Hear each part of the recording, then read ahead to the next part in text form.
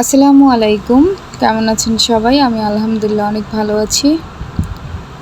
তো নতুন একটা রেসিপি নিয়ে হাজির হলাম। প্রচণ্ড গরম পড়েছে। গরমের মধ্যে কিন্তু শরবত খুব ভালো লাগে খেতে।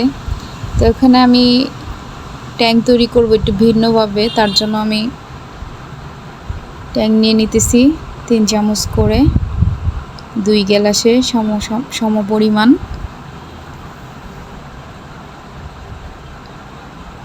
তারপর আমি দিয়ে দিব চিনি।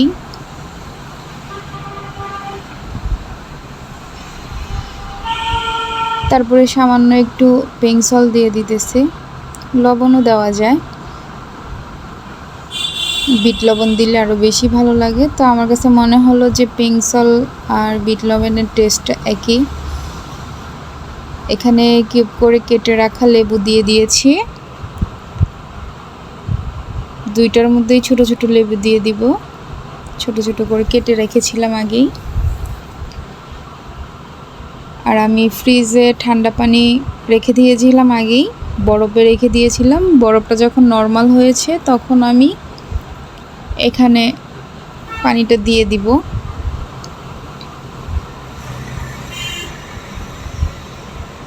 তো প্রচণ্ড গরম পড়েছে, তার জন্য ভাবলাম যে একটু শরবত বানিয়ে খেয়ে নেই। মেয়ের জন্য বানিয়েছি, আর আমিও একটু খেলাম, খুব ভালো লাগলো। তো এই বৃষ্টি, এই গরম, খুব অবস্থা খারাপ, একদম অনেক গরমই লাগে। তো একটু ভালো করে একটু নেড়ে চেড়ে নিতেছি যাতে চিনিটা গলে যায়। এইভাবে যদি বাসায় তৈরি করেন খুব সহজে খেতেও খুব ভালো হয়, আর খুব সহজে তৈরি করা যায়। যারা আমার ভিডিওটি ইউটিউব থেকে দেখবেন আমার চ্যানেলটি সাবস্ক্রাইব করে দিবেন। যারা ফেসবুক থেকে দিবেন আমার পেজটি ফলো দিয়ে দিবেন, লাইক দিয়ে ভিডিওটি শুরু করবেন। ফুল ভিডিওটি দেখে কমেন্ট করবেন যে আমার রেসিপিটি কেমন হয়েছে।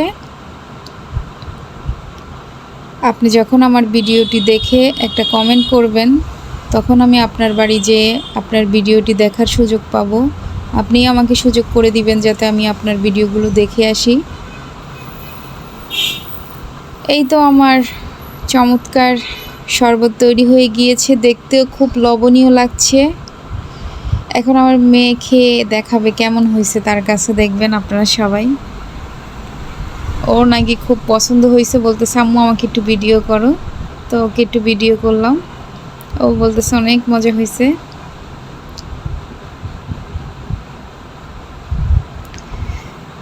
তো সবাই ভালো থাকবেন, দেখা হবে অন্য কোনো ভিডিওতে। আল্লাহ হাফেজ।